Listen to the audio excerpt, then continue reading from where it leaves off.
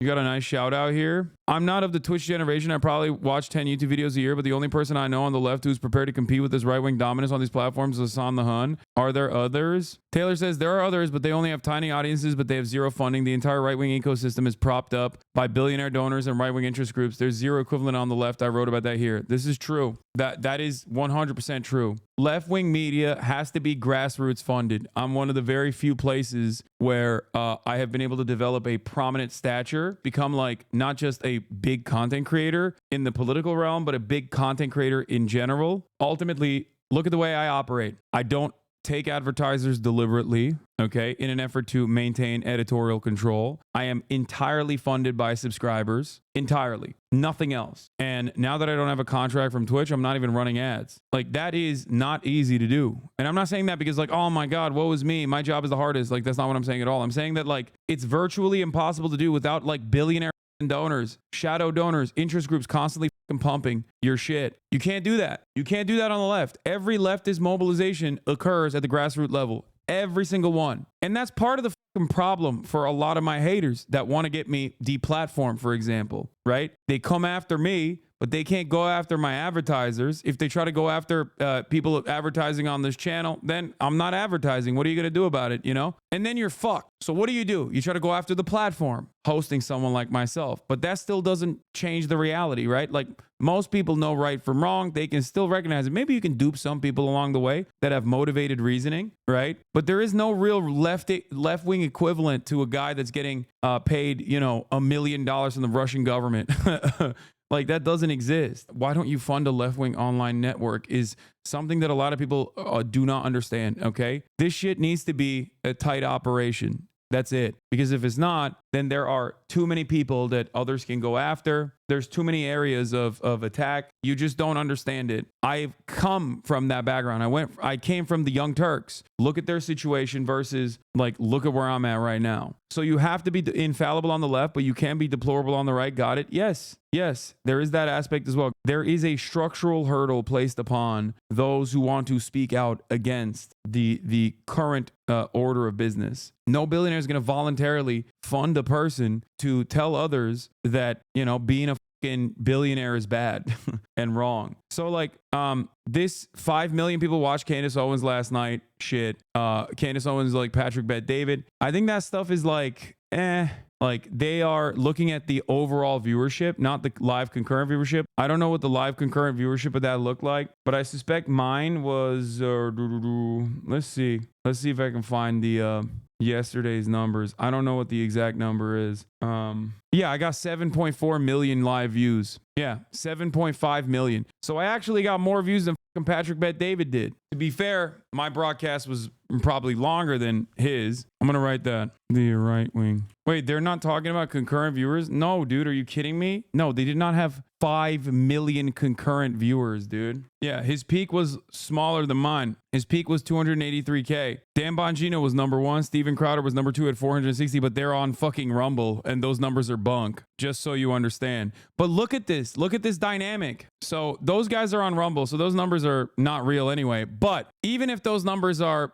diminished, right? Even if they're not super botted, look at the space. Dan Bongino, Steven Crowder, me, Patrick Bet David, Charlie Kirk, Benny Johnson, Asmongold, Charlie Kirk, hashtag Tucker Carlson, Timcast. I wonder if there's one guy that's different than everybody else on this list. Will the Democrats notice? Will the Democratic Party notice? That's the issue.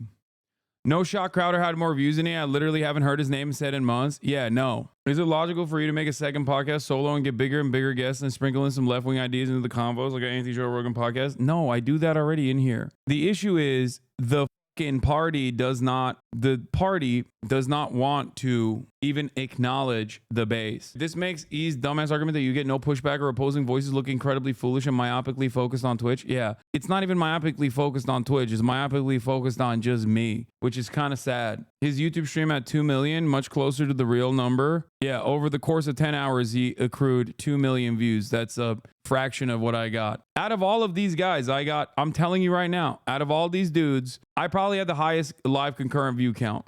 like real live concurrent view count. But here's the thing. Back in the day when I debated Charlie Kirk, when I was at Politicon many, many years ago, we were both, I guess, up and comers in our individual political lanes, right? The difference is Charlie Kirk immediately got recognition from Fox News and got direct insight into the campaign. Charlie Kirk was uplifted through the ranks and the Republican Party's machine. And so did Bam Bongino. He came from Fox News. He went to the NRA media outlet. Steven Crowder, in a similar fashion, had worked with the Blaze, right? Patrick Bet-David, also right wing. Charlie Kirk, also an operative. So like my point is that the Democratic Party does not hug and elevate and uplift their independent voices. Part of the difference also is because the Democratic Party does not care about these voices. The Democratic Party actively pushes away their voices. More than 42 million viewers tuned in to watch 2024 presidential election coverage, down 25% from 2020. And part of that reason is because of people like myself and people like Steven Crowder and Dan Bongino and others. Okay? That's because most people want to get their news from someone like myself or someone like Charlie Kirk. That's just the unfortunate reality. And I think the media has still not caught up to this reality. That's number one. And number two, this is why I said that the media predicts a massive ratings bump that they're going to get from the Trump administration. That's why they're fucking salivating right now. And I think they're wrong. I don't think they're going to get that Trump bump in the same way that they did. They might get somewhat of a bump, but they're not going to get the same level of viewership bump that they did in the Trump administration the first time around. And part of that is because Trump was president already. There's not going to be the same level of enthusiasm to like attack him, to do the resistance stuff. And one of the reasons why I don't see that coming for them is because the media landscape, the media environment has dramatically changed. And what I mean by that is there are far too many outlets that are successful outside in independent media. It's not 2016. There are so many more content creators online. There's so many more ways of access. There's so many more ways of watching different types, different varieties of commentary. So I think that the media landscape is very different, dramatically different. You are not an independent voice that the Dem Party wants to associate it with. You are too liberal, and above all, nothing can risk too liberal. This is why I feel so doomed. There's no real true liberal party to represent. No, I'm not too liberal. I'm outside of the scope of the Democratic Party's interest because I'm too critical of the Democratic Party, because the Democratic Party does not want to listen to the demands of their base. You can say I'm too progressive, maybe. The point is, the Republican Party fears their base. The Democratic Party runs away from their base. There's always a group of people that are like, I'm begging, please just like defend marginalized people. And the Democratic Party is like, shut the fuck up. Just go out and vote for me. Whereas the Republican Party actively courts the most radical elements of its own base. Now, if you're a fucking centrist and you just look at it and go, well, both sides are too extreme, why are you demanding that the Democrats become extreme? It's like, yeah, my extreme position is I want Medicare for all. The Republican Party's extreme position that is now being broadly reflected by Donald Trump is mass deportation. My extreme position is offering pathways to citizenship for people that have lived on U.S. soil.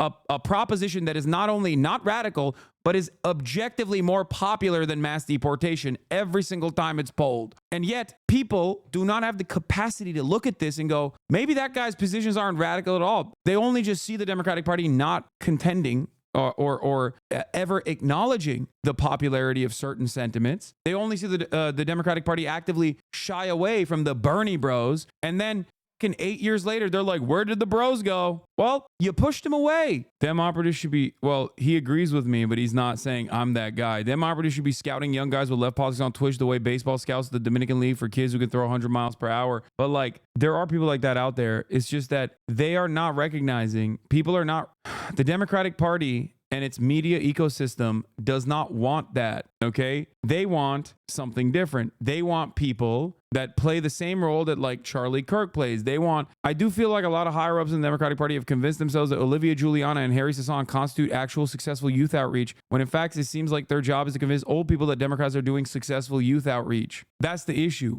And it's the same with Pod Johns. Like, I have one of the youngest audiences in all of politics. And I know this from YouTube. Like, YouTube data shows that I have consistently the youngest audience in politics. Most people that pay attention to politics, both online and everywhere else, are 65 minimum. There's a lot of this. There's a lot of this stuff out there that where people are looking for younger people that represent their values and then falsely assuming that they have a young audience. That's the issue. The issue is, yeah, Charlie Kirk plays that role for the right to an extent, but he represents an actual media ecosystem on the right that doesn't really exist on the center/left. Democrats have issues with the message that comes from someone like myself. They are directly at ideological odds with what I represent, with what this community represents. Whereas the Republicans lucked into a media environment beyond the freaks. Like the Ben Shapiro audience is not young. The Charlie Kirk audience is not young. But the Aiden Ross audience is young. The Theo Vaughn audience is young. The Joe Rogan audience is broad. There's older people in there, but there's younger people in there as well. And what a lot of people don't understand in the Democratic Party is that, and in the media space, is that these guys who are like adjacent to right-wing content creators who often churn out like silly stuff and can't be packaged specifically as like right-wing or left-wing, a lot of those guys that do have young audiences are constantly aligning and constantly doing podcasts, constantly collaborating with other people who also are inherently right-wing. Like you got Nelk Boys having Ben Shapiro on, right? There is no equivalent like broader media ecosystem on the left. And on top of that, there is no direct line of communication between someone like myself and like a CNN or an MSNBC. The broader media ecosystem on the left or center left, liberal left, whatever you want to call it, is not unified. So there's definitely a lack of communication within the liberal left media ecosystem. And I think part of that also comes from the fact that the Democratic Party is at odds with big chunks of the base.